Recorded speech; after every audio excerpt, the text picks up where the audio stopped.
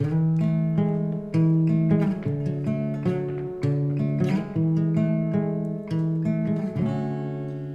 omeko toerana eo amin'ny fiainako ianaranao, dia omeko plasy ao anatin'ny foko ao no isy anao. Kanefa toerana malotolotonao tsy mendrika, fa tahaka ilay trano fahiny izay nateraranao.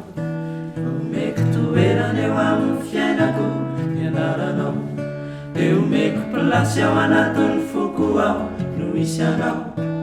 Kanefa toerana malotolotonao tsy mendrika, fa tahaka ilay trano fahiny izay naterahanao. Fa tsy mendrika hidirana akory aho, tsy mendrika nivoninahitra aho, fa nanaiky anao, nanaiky nipetraka aho, ka lasaka ny fonenana mahafinaritra aho.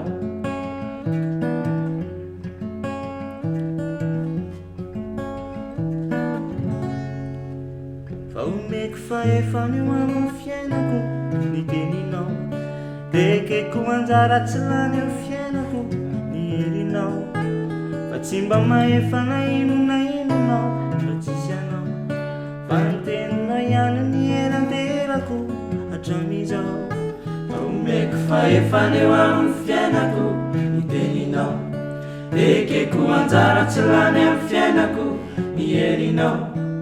Fa tsy mba mahefana inona inonao fa tsisy anao, fa ny teninao ihany no eranterako hatramin'izao.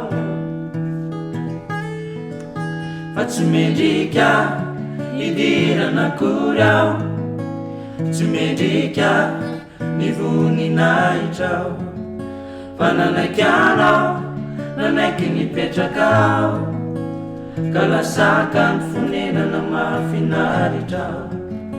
Fa tsy mendrika hidirana akory aho, tsy mendrika nivoninahitra aho, fa nanaiky anao, nanaiky nipetraka aho, ka lasaka ny fonenana mahafinaritra aho, ka lasaka ny fonenana mahafinaritra aho, ka lasaka ny fonenana mahafinaritra aho.